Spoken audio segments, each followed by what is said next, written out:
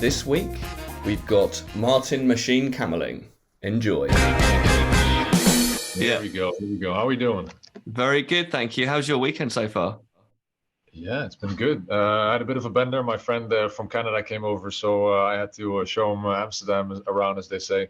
Okay. But it's good. We finally have a time to meet, man. It's been a little bit postponed. I'm sorry. It was also my doing. But yeah, it's good to finally see you again. Yeah, you're very kind. We've been trying to get this sorted for a few weeks, haven't we now? But yeah, no, thanks for your patience as well. How was Amsterdam last night? Yeah, it was good. We went to a very sketchy in a good way kind of club because my friend wants to he's very relaxed and has all his friends here, and then we had a couple of birthdays, and then it was kind of not hitting the spot, and then Carl, the lady you saw last time, she was like, yeah, let's go there, and it was nice, but it's the I don't know how to explain, yeah, how would you call it? Very Like criminal underground. like atmosphere in this club, but it was still fun, and we just had a couple of drinks, and yeah, I had a good time. And yeah. So How was your weekend then? is your friend more relaxed than you? Because you're the most relaxed person I've ever met, I think. Well, thank you. Yes, he is definitely a yeah, he's definitely relaxed. That's I try to be too, but he's very non. He doesn't care about anything going on forward, and that's nice to see. And you definitely have that as well in a good way. Although at the event you were really working your butt off, I saw. But in the end, making everything possible. So that's important. Yeah, I'm But definitely not relaxed at the events. I do try, but it's yeah, it can be difficult. How did you find London? Have you spent much time in London before? I don't think you've been to one of our shows, have you? no, it was the first time, and it was really yeah, it was like it was definitely nice to see because you were actually the first one I ever spoke to about chess boxing ever. I tried to get in a fight with you 5 years ago, I think. So it was nice to see it, and it was very yeah, gezellig as we call it in the Netherlands. People were really nice together. There was a really community vibe going on there, and yeah, people were really friendly there. My opponent Jerry, of course, was a gem and very nice. It was nice to see everybody: Matthew, David, Richard, everyone's there. So it was definitely felt it was a home away from home in a ways that usually you fight somewhere else and you're always the bad guy from another place. But everyone really outdid themselves trying to make me feel good. So and yeah, felt right at home. So it was nice. What's that word again? Jachtzellet. Gezellig, it's called. It's cozy, I would say in English. Cozy. Okay. Okay. Cozy atmosphere, could even say. That's a great word. Yeah, I think we do work quite hard to create that atmosphere, not just for fighters, but also the people attending the show. How do you do that? Could you explain on how you do that? Well, I think it really starts in the community, like training, like Tim Woolgar, who kind of started the sport. He just is just very accommodating, make sure everyone feels comfortable. And I think, the way he started that culture in the sport has just run through the whole sport in the UK. We're very lucky. We've got very accepting group of people. So if anyone turns up to training, they feel welcomed. And obviously a lot of people working on the show are people from our community. And yeah, somehow, I don't know, like a lot of the fans that come, they're from a chess sort of background, or they're from, they're kind of, they want to see something different, something a bit strange, rather than from a boxing background. I don't know if I've not been to many boxing events, but I think it's quite a different sort of atmosphere than you might get at a boxing event for sure. Yeah. No, I felt it too. Sorry, continue. Well, I was just going to ask, because obviously you're calling from the Netherlands, from Amsterdam.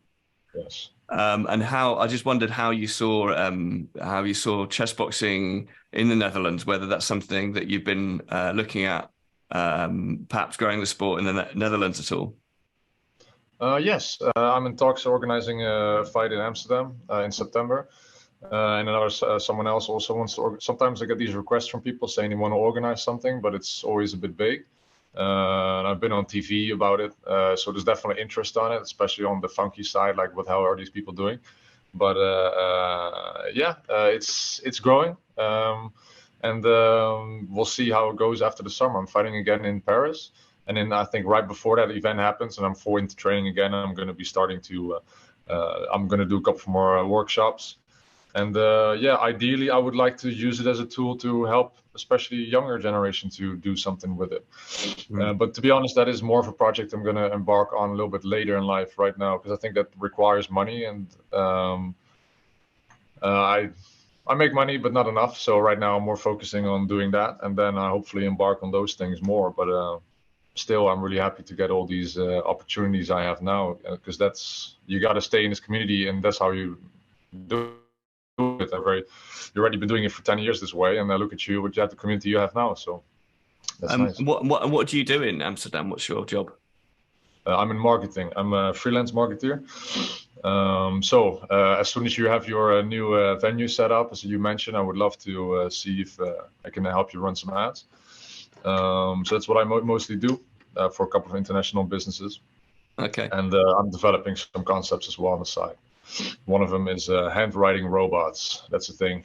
I'm looking into that, importing those. Before, I've been importing and exporting things from China as well. Okay. I mean, that it sounds Yes. like that your vocation would lend itself to chess boxing, because it's, I mean, half the battle is marketing, isn't it? It's getting the word out there. And there's still a lot of Sure. people. Well, that has changed since I've been involved. I'd say probably 50% of the people I speak to in London certainly have heard of it. But outside of London, not many people have heard of chess boxing. It's still quite there's still a huge market out there that's completely untapped, I would say. Yeah. But I would, if you are going to have an event in September, I'd love to come. Amsterdam is one of my favorite places. I just love the going on a boat on a sunny day and enjoying an afternoon, on the canals and stuff. I just think it's a fantastic Yeah, place. please do so. Yeah, if you can, that'd be nice. So what's And how your do you see? sorry, go on, Yeah, go Martin. ahead. No, After I you. was wondering, you said there's a huge market out there, and I was wondering, how do you see the difference? Because when I was in the LA event, there were also people who were both not able to box very well and not able to do chess very well, but at the same time, they made a really entertaining show out of it, mostly because they maybe didn't took it as serious. But because of the whole show around it, they made people go crazy in a way. So I'm thinking that could also be an avenue for growth in a way. Or how do you see that? I think there was a really interesting show, and I know you were part of that. You were a referee, weren't you, for a few 2 or 3 of the bouts? But Yes. I think it really demonstrated like what you need to do for a certain audience.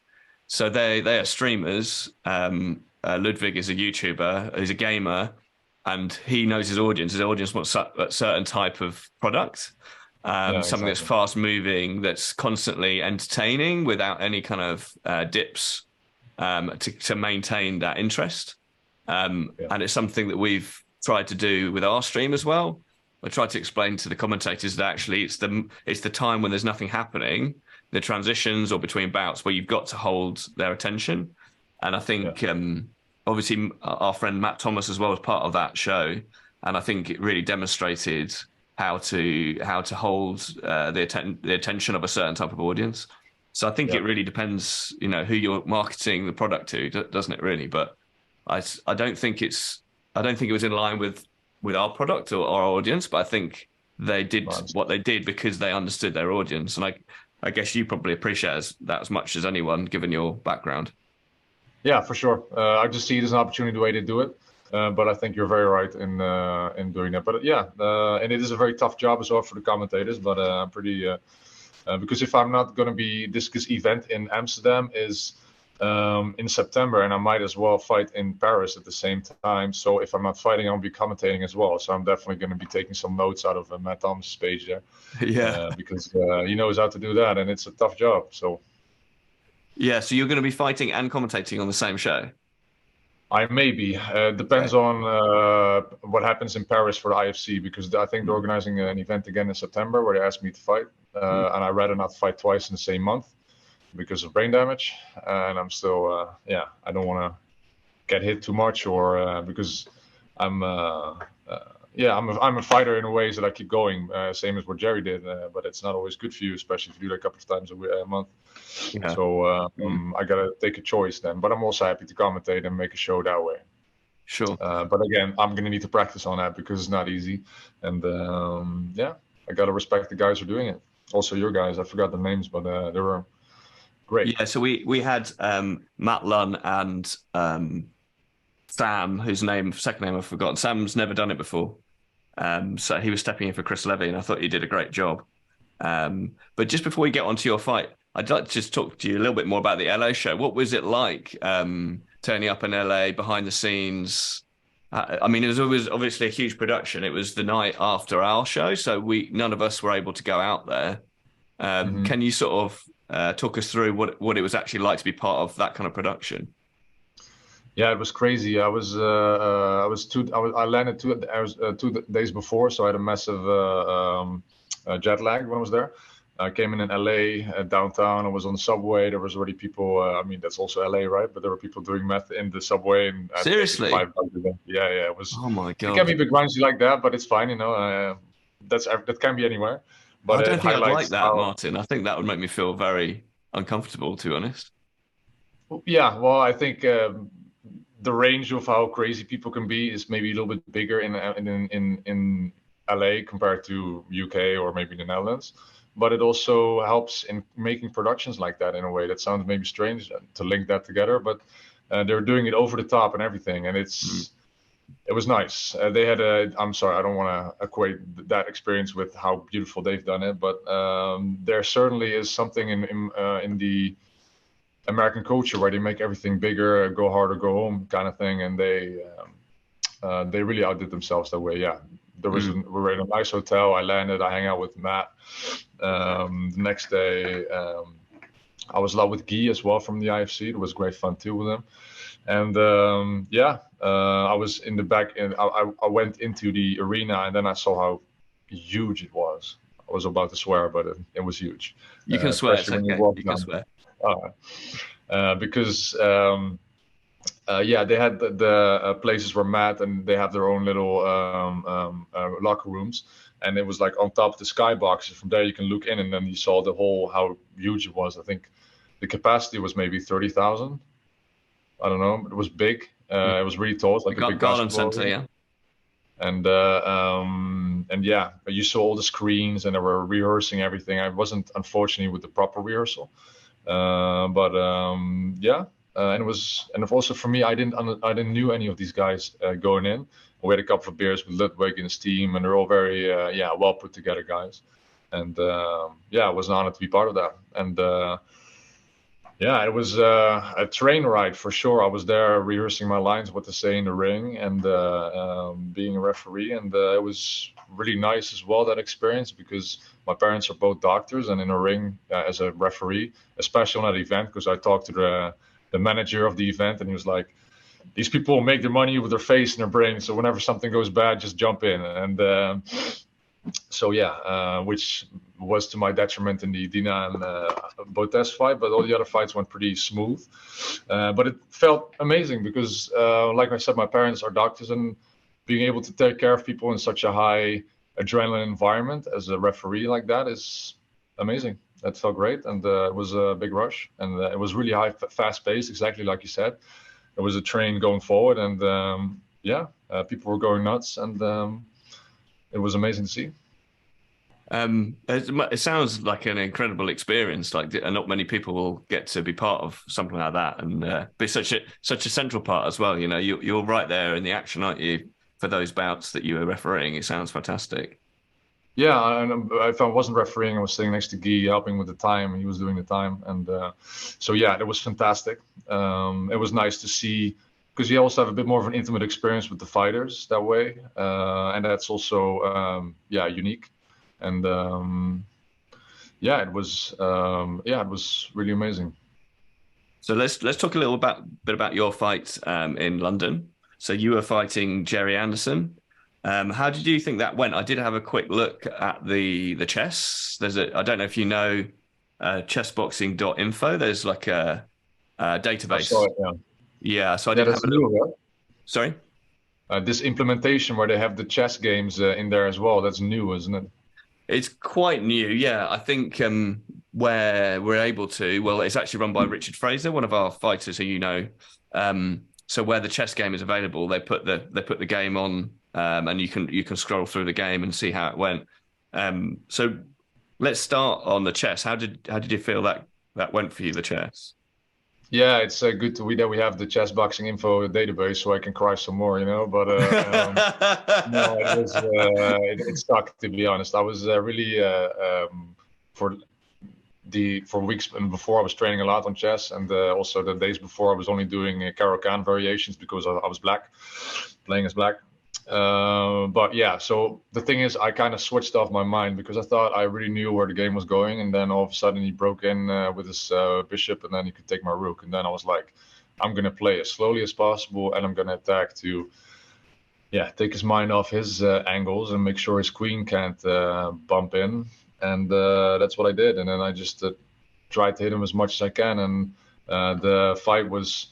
If I saw some pictures, the pictures you sent, I looked really pissed off at him, which maybe it was, but it was mostly because he's a really good dude. Right before the fight, he was like, "Yeah, man, let's have drinks before that." Like the way he's a very nice person, and that anger in me was mostly being pissed off about myself because I didn't want to let that slip out of my hands because I did work for it quite a lot, but I really didn't show it in those first couple of moves in chess. So yeah. But he played well leading in, and I think with the boxing, then, or you were going to want to continue about the chess, maybe? Sorry. No, you keep going. I'm interested. I was just interested that you said that in some of the photograph you look angry. Like Yeah. that's, I mean, I don't think anyone would be surprised if someone looked angry during a boxing round. That's, I don't think that's anything to be apologetic about, certainly. And it's not Yeah. something I noticed particularly.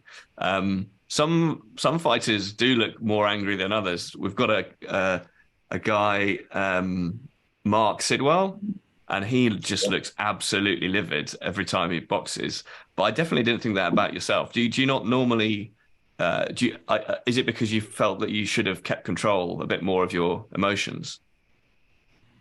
No, I thought I just mostly the pictures I saw, or maybe, Okay. but no, but it's also because it's a very big difference between how I usually fight. Because when I spar, I'm really careful with my opponents usually, and I'm not like I've done in the fight.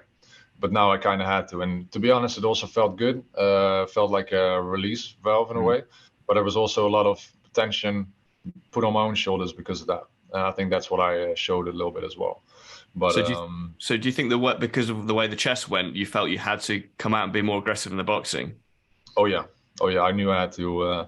Also, my second chess boxing fight ever, I was in Antalya, and I was also helping Sakari from Finland, which you met, and Yeah. he fought against Shimshi, a French guy, I think in the World Chess, his final or something, and he was doing really well with the chess, and he's a very good fighter, Sakari, and he just screwed something up in the chess, and he knew like that round was going to be in or out. So and I was like cornering him that fight, and he was like looking at me like, yeah, he's got to go down now.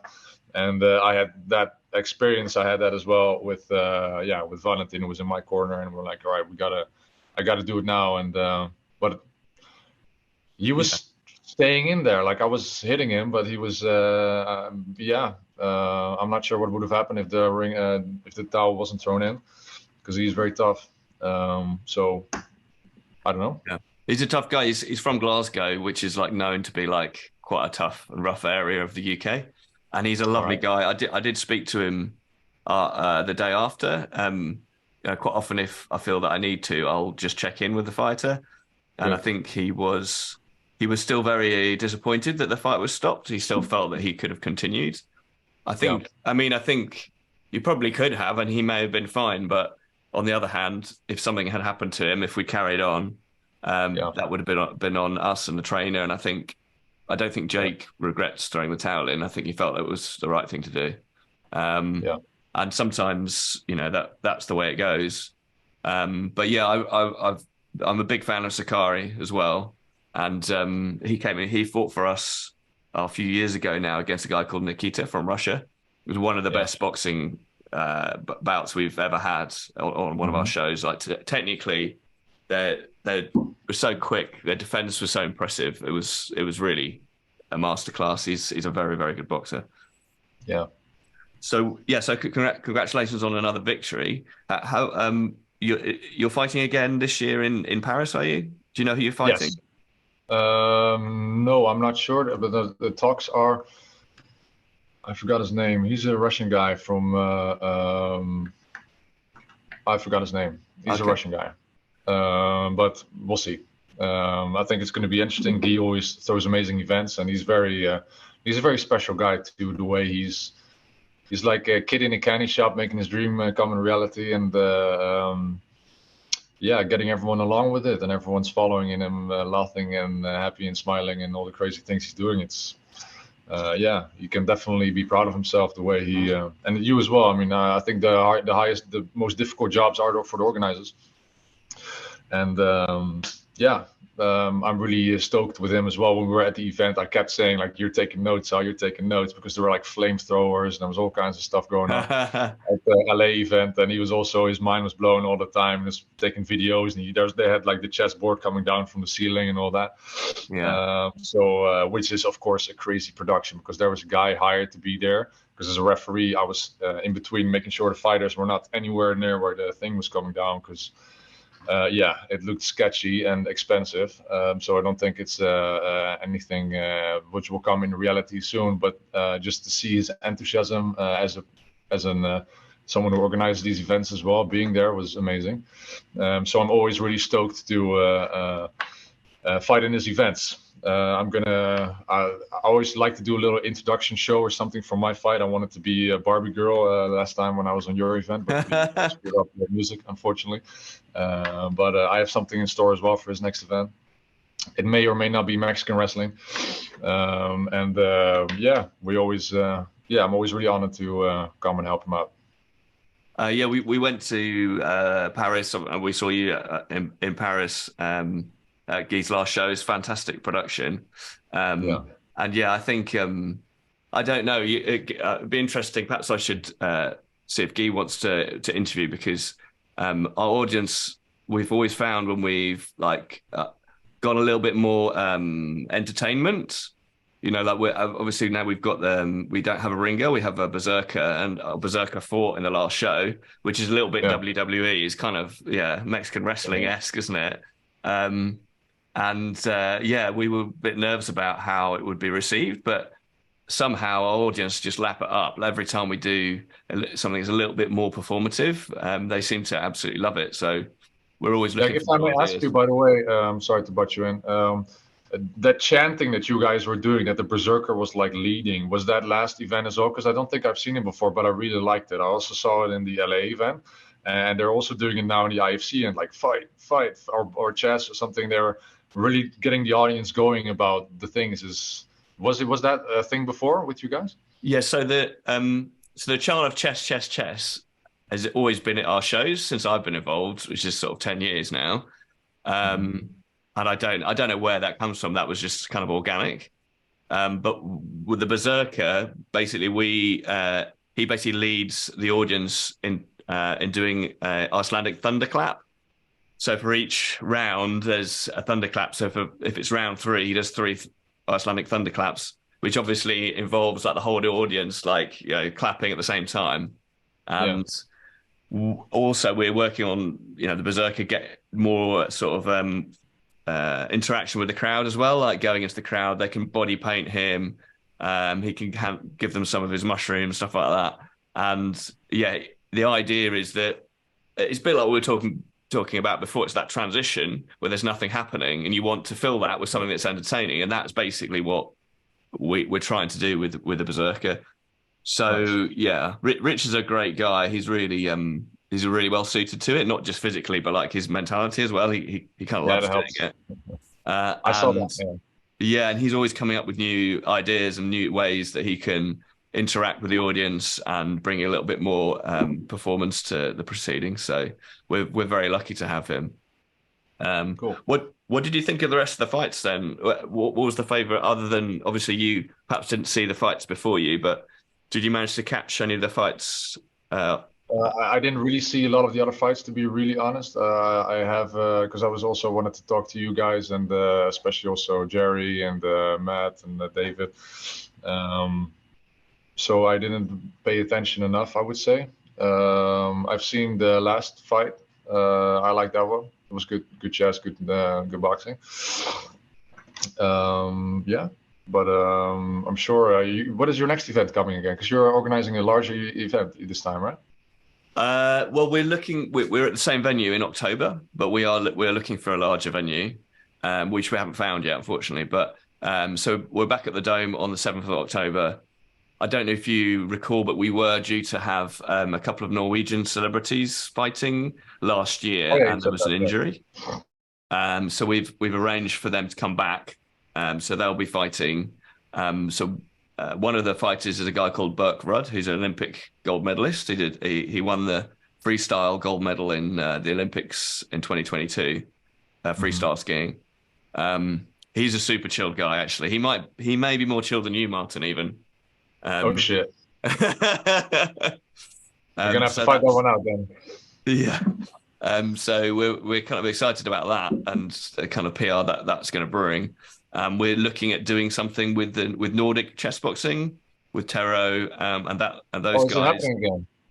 Yeah, well Awesome. they're looking to launch the sport in Norway, and obviously with the exposure that we might be able to get um, in October, it makes sense to sort of partner with them and see if they can bring over fighters so we can make the most of that exposure. So that's the rough plan at the moment. Um, but yeah, so hopefully we'll be in a bigger venue for the December event, but we're not sure yet. We haven't found the right space. I don't know what it's like in Amsterdam or the Netherlands, but it's quite hard to find venues which have boxing licenses in Yeah. the UK. There's only so many, and therefore you're quite restricted in terms of the venues you can actually use for chess boxing. So Is it? it's Is it? I mean, we also have the same problem in Amsterdam, but how we get around it sometimes is we call it like a club event, meaning it's internal fighters only. mm. But then sometimes people are signed up last minute as a member, and then it all makes sense that way. I'm not saying it's possible, and I'm sure you've already went through it, but always looking for new angles. Yeah, there are ways around it. You can get what's called a temporary events notice in the UK, which but basically there's a limit on the number of people. You can only have 500 people, and Right. obviously our venue's 400, and we obviously want to go. We're looking for something around 800 plus. So Yeah. that sort of loophole won't work for us, unfortunately. But we'll find somewhere, I'm sure.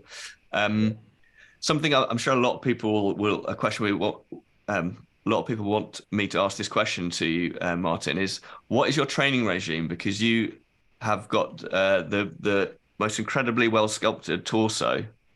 So what do you Thank you. do? How do you manage to maintain such a physique? Well, what definitely was a factor is I had to lose weight as well, so I was looking extra dry for your event, which does look good on the pictures and the view. But yeah, I really just train my ass off. That sounds really stupid, but I train 6 times a week. I do sometimes extra push-ups, extra core training in the mornings. Yeah, it's also maybe a product of I've been doing weightlifting and running and all kinds of sports from a young age in a very high, quite of an extreme way. So maybe that's also why it's, even if I'm not, because last couple of weeks or so I've been doing less boxing, a bit more weightlifting, but also not 5 times a week. But it's not leaving, so that's nice. Those gains loyal, as they say. But So how many hours a day do you train then? If you train 6 days a week, how many hours a day? Yeah, it's sessions of boxing, 1.5 to an hour, and 30 minutes in the mornings. Okay, And that's yeah, that's just towards commitment. next week. That is commitment. And it's a question I ask to a lot of our guests on the podcast. You may not have an answer based on what you've just told us, but do you have a favorite chocolate bar? A favorite chocolate bar. Yeah. Wow. Well, do you have Milka in the England in What's it Britain? called? Do you have Milka chocolate? No, I don't think we do. That's like a Swiss brand. Oh wow. I like Toblerone. Pretty sure you know Toblerone. Toblerone, yeah, yeah, we have that. Yeah, certainly in airports for some reason. I don't know why. Yeah, it's an Apple thing. No, I like those for sure. What is yours? So mine is Curly Whirly, which is like it's a British thing. It's huge. It's like this big, but when you open it up, there's got loads of holes in it, and actually, it's probably in terms of like the actual weight of it, it's quite small, but it looks massive. So when I was a kid, I used to love Curly Whirlies because I thought I was getting like a really good deal. Um, so yeah, that's my one. But yeah, I don't Nice. think it sounds very British. I think it's made by Cadbury, so perhaps they don't have it in the Netherlands. I don't know. Yeah, I'm really. One more thing I would like to say for sure about the London whole experience, because to be honest, I like London, but I think it's very similar to Amsterdam, so it was never on my top list to go. But when I was there were so many intricacies which I really enjoyed, and I think the fine chocolate and fine food you guys have on a very high level is very nice. And as a kid in Netherlands, you grow up to learn English through a movie, so you only hear mostly American English. But here, when you are surrounded with people who speak beautiful British English, you start to appreciate it more, because in high school we are forced to learn British English, and then it sounds too posh for us, for me at least, or too restrictive. But then if you hear everyone speak British, you're like, this sounds even better. And there's so many little intricacies that I totally forgot about Britain and the UK, which is just nice. So yeah, the chocolate thing definitely sparked me in that sense, because the Cadbury and you guys definitely have a lot of things we don't have in Netherlands or other places. Well, I should thank you for conducting the interview in English. I mean, it's something that we just take for granted, but it's obviously it's not your first language, and you've got very good English. But us Brits, we just kind of expect everyone to speak English, don't we? It's not very good. Oh well. Um, Yeah. have you got anything else you'd like to add, Martin, before we wrap things up? No. Again, I'm really happy to help out. If you guys are throwing events again, if you guys are really looking for support on marketing on that side and thinking about how to craft that message, I'm happy to do that. Especially since you have Fraser, who's making their Hollywood level quality videos for fights. I mean, it's an opportunity, I think. And yeah, excited to hear Nordic chess boxing is happening again. I was there in Finland, and they also made an amazing show. So I'll be getting in touch with Taro as well. And yeah, thanks for having me, man. Well, thanks for fighting.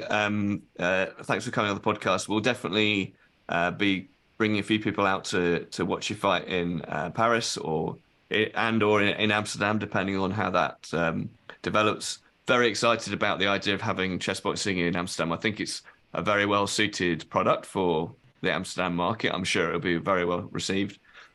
And yeah, thanks very much for coming on, and hope to see you again later on this year, Martin.